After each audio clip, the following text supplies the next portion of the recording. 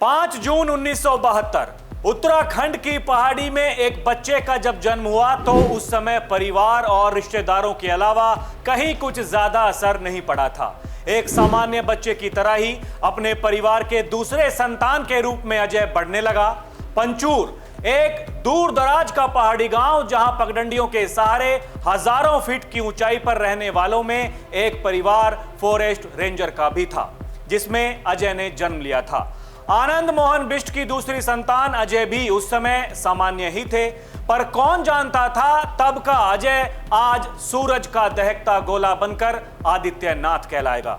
जी हां, आज बात हो रही है मौजूदा उत्तर प्रदेश के फायर ब्रांड नेता और मुख्यमंत्री योगी आदित्यनाथ की।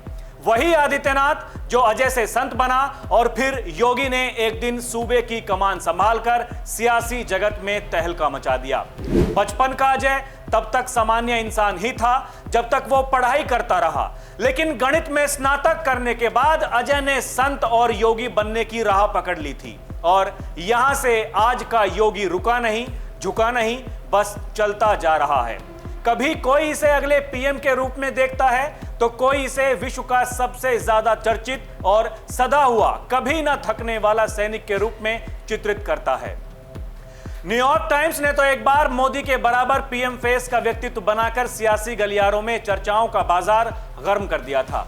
आज के योगी आदित्यनाथ के जीवन चरित्र की बात करें तो इनके मूल स्वरूप और स्वभाव में ज्यादा फेरबदल नहीं आया है। आज भी योगी बीते कल के अजय मोहन की तरह ही सरल हैं, पर आज योगी सख्त भी हैं और बुलंद भी हैं। आज भी योगी का पूरा परिवार पहले की ही तरह सामान्य जिंदगी जी रहा है। कोई वीआईपी नहीं, ना ही कोई वीआईपी कल्चर। ना तो योगी ने उनके लिए कुछ स्पेशल किया, ना ही कभी किसी रिश्तेदार या परिवार ने कुछ मांगा। हालांकि एक किस्सा चर्चा में तब आया जब एक बार योगी अपने गांव की तरफ जाने वाले थे। मीडिया का हुजूम लग गया। किसी पत्रकार ने परिवार के सदस्य से पूछ लिया कि आप योगी आदित्यनाथ से क्या चाहते हैं और उनके लिए योगी ने क्या किया है। तो जवाब था, योगी तो पूरे उत्तर प्रदेश और देश को अपना परिवार मानते हैं, फिर उनके लिए योगी क्यों ही कुछ करेंगे। तो ऐसे हैं योगी और योगी का परिवार। 1972 में पैदा हुए योगी की कहानी एक फिल्मी स्क्रिप्ट की तरह है। पढ़ाई पूरी करते करते योगी का मन भी बदलने लगा था। 2017 में मुख्यमंत्री बनने से पहले योगी सोने की तरह चमकने लगे थे।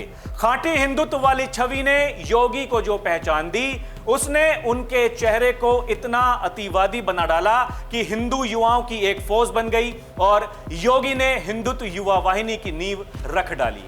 गुरु महंत अवैधनाथ के सानिध्य में आने के बाद से योगी ने कभी पीछे मुड़कर नहीं देखा। महंत अवैधनाथ की विरासत मिली और योगी सबसे कम उम्र के सांसद बन गए। इस बीच जिन लोगों ने अब तक योगी का कठोरतम स्वभाव और चेहरा देखा था, उन्होंने संसद में वो भावुक पल भी देखा था जब योगी सदन में रो पड़े थे, लेकिन योगी का यही मूल चेहरा नहीं था। 2017 में जब योगी को उत्तर प्रदेश की कमान सौंपी गई तो विरोध और असहमति के स्वर भी उभरे।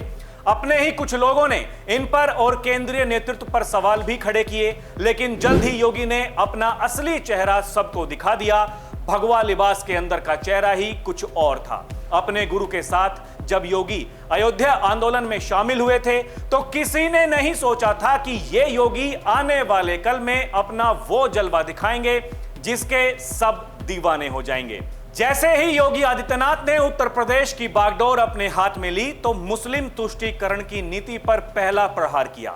सूबे के बूचड़खानों पर बड़ा एक्शन लिया गया। लगातार 5 बार के सांसद जब विधान परिषद के रास्ते सीएम बने तो कुछ आलोचना के भी शिकार हुए, लेकिन उन्होंने अपने दृढ़ फैसलों को लेना जारी रखा।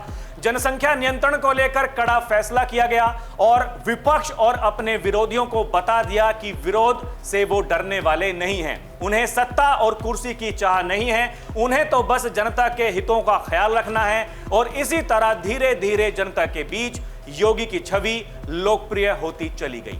2020 में जब लव जिहाद के खिलाफ अधिनियम लाया गया तो बवंडर मचा, लेकिन कानून व्यवस्था को लचर नहीं होने दिया गया। सूबे की तस्वीर बदलने लगी, खासकर जब महिलाओं और बच्चियों के खिलाफ अपराध बढ़ने लगा तो एंटी रोमियो दल बनाकर पूरी दुनिया में तहलका मचा दिया। हालांकि इसे भी विरोधियों ने एंटी इस्लाम के रूप में प्रोजेक्ट करने की कोशिश की। जब सीएए की बात आई तो सूबे में दंगाइयों और हंगामा करने वालों के खिलाफ सरकार ने कड़े कदम उठाए। वांछितों के पोस्टर्स और विज्ञापनों के खिलाफ कोर्ट ने फटकार भी लगाई, पर योगी रुकने वाले कहां थे। रोजाना लगभग 4 से 5 एनकाउंटर करने वाली सरकार ने सूबे की कानून व्यवस्था को अलग अलग तरह से पहचानने का मौका दिया।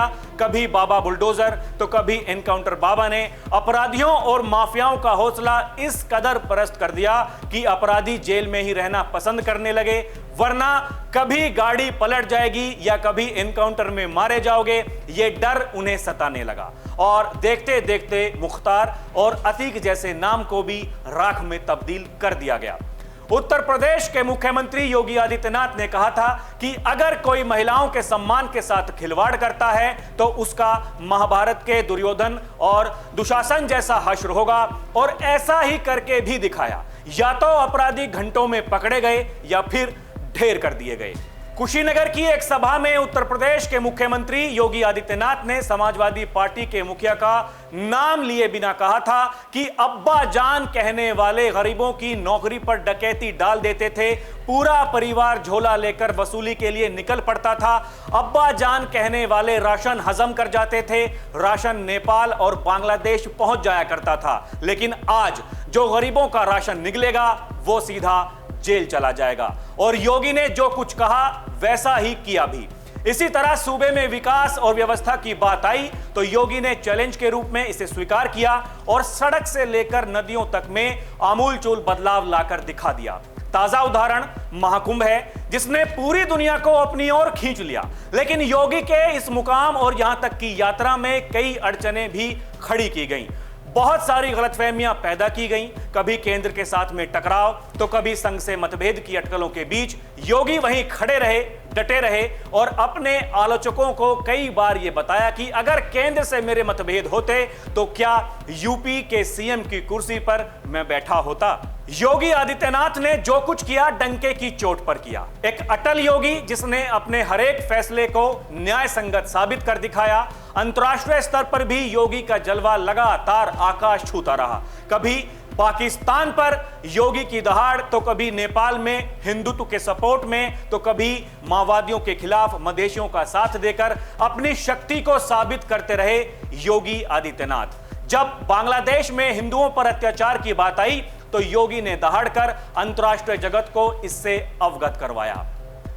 पाकिस्तान के नापाक इरादों पर अपनी बातों से सर्जिकल स्ट्राइक कर जता दिया कि भारत में मोदी के बाद योगी नाम का भी कोई शख्स है।